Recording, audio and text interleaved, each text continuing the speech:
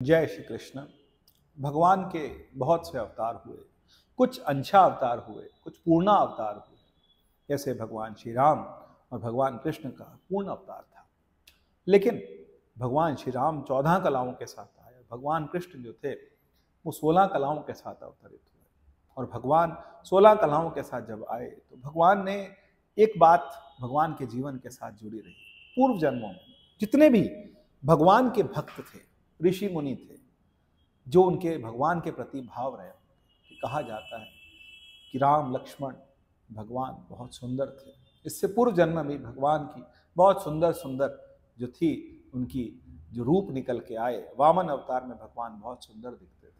अब इस सुंदर रूप को देख करके कई लोग मोहित हुए। जो मोहित हुए, जिन्होंने भगवान को अपना समझा, जिनका अंतर से प्रेम जगा, उन्होंने मन में ये इच्छा की कि कहीं ना कहीं भगवान को मैं आलिंगन में ले लूं, मैं अपनी गोद में बिठा के खिलाऊं, अपने पास लेकर के मैं उनको अपने घर एक दिन के लिए लेके जाऊं। ऐसा सबके मन में भाव आया और ये सारे भाव भगवान ने श्री कृष्ण अवतार में पूरे किए।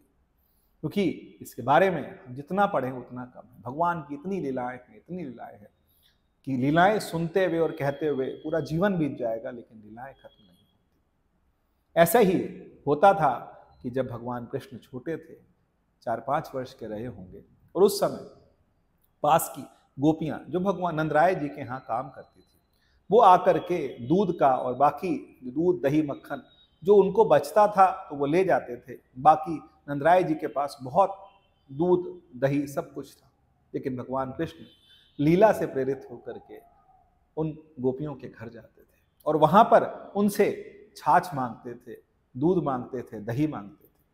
और ऐसा कहा जाता है कि अपनी पूर्व जन्म की इच्छाओं को पूरा करने के लिए गोपियां उनसे नाचना चाहती थी कि आ कन्हैया अब नाच के दिखा, तो बहुत सुंदर दिखता है, तो नाच के दिखा।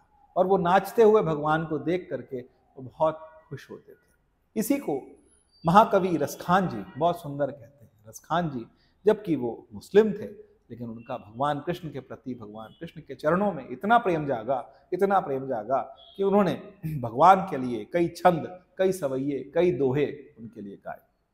उनमें से एक दोहा मुझे बहुत प्यारा लगता है, वो कहना चाहता हूँ। कहते हैं कि शेष गणेश महेश दिनेश, शेष मतलब शेषनाग, बहुत तकड़ा पहरा है भगवान का।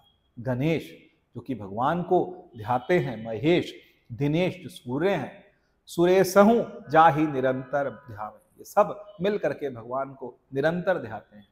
जाहि अनादि अनंत अखंड, जिनको क्या कहा जाता है, अनादि कहा जाता है, अनंत कहा जाता है, अखंड कहा जाता है। अछेद अभेद सुवेद बतावे, जो वेद हैं ये भगवान को अछेद बताते हैं, अखंड बताते हैं, अभेद बताते हैं, इनका पार नहीं पा सकते।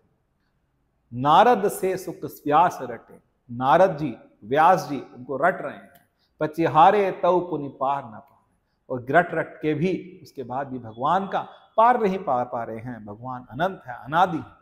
और ऐसे भगवान गोपियों के आंगन में नाच रहे हैं, किस लिए?